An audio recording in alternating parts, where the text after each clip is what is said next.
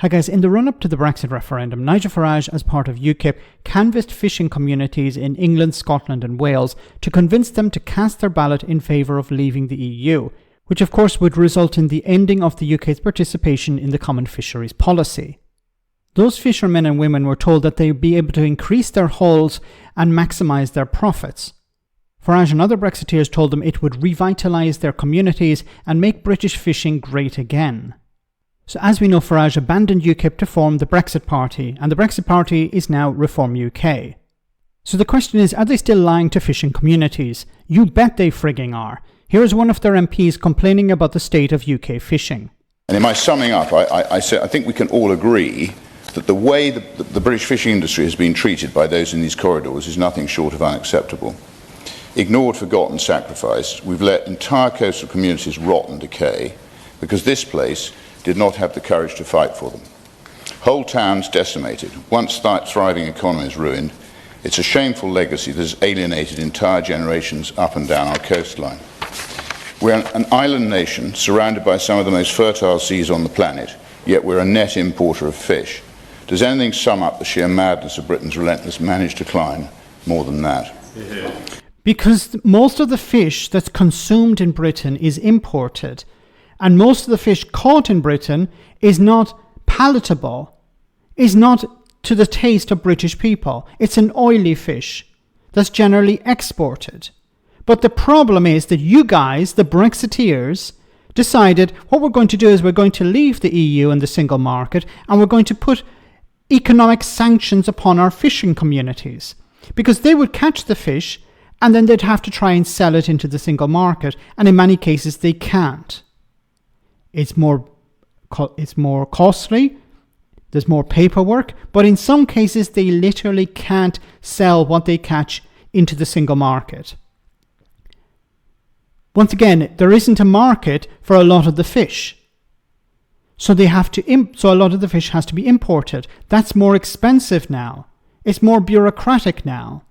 But you people, you Brexiteers, told the fishing communities, don't worry, everything will be fine. Vote to leave the European Union, it will be great.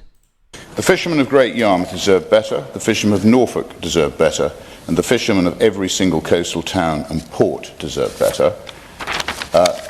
I would like to finish, Mr. Chairman, if that's all right, with one quote from Aneurin Bevan that I thought hit the mark.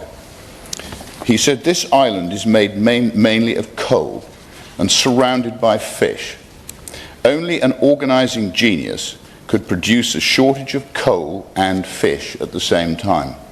Thank you very much. Was this individual by any chance convinced by Nigel Farage to vote for Brexit? Look, I've talked about this before, and I've tried to understand why did some fishermen and fisherwomen vote for Brexit. Not all of them did, like farmers, not all, but a significant number did.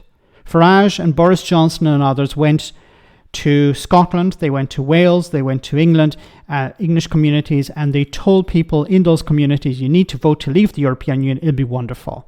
And I couldn't understand how somebody who had invested so much of their life and generations into doing something would put that at risk because somebody like Boris Johnson or Nigel Farage, people who don't have a long track record of lying, would put their trust in somebody like that over what? Over an expert, over somebody who actually understands things. And they were saying, no, you shouldn't actually go down this road. No, it would be a bad idea to leave the EU. I couldn't understand it unless it came down to greed.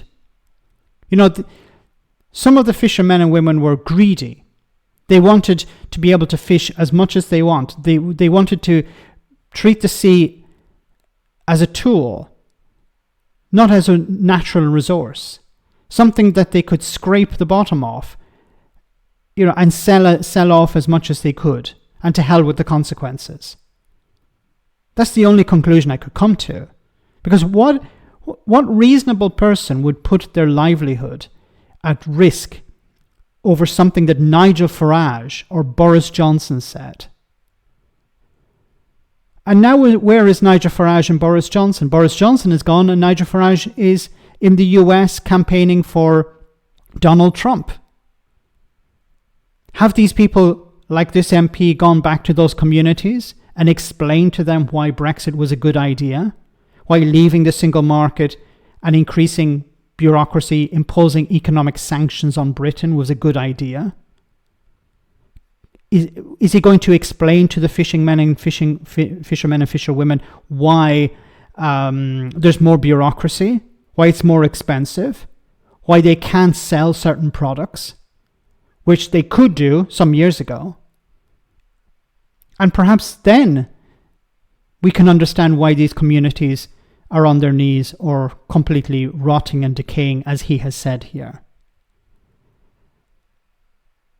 We need to stop listening to liars and charlatans and start listening to experts, people who actually have a reputation to lose if they're wrong.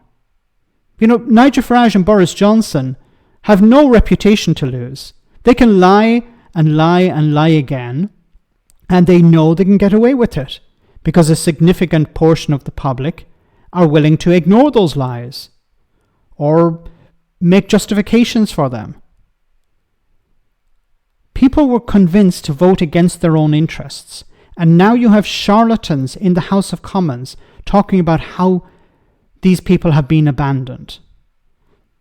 And finally, the ironic thing is that the Labour Party, the government of the day, was against Brexit.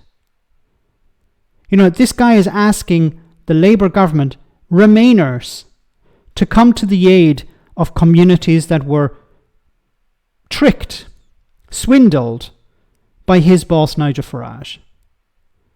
Let me know in the comment section, guys, what you think. As always, your comments are greatly appreciated. Thanks a lot.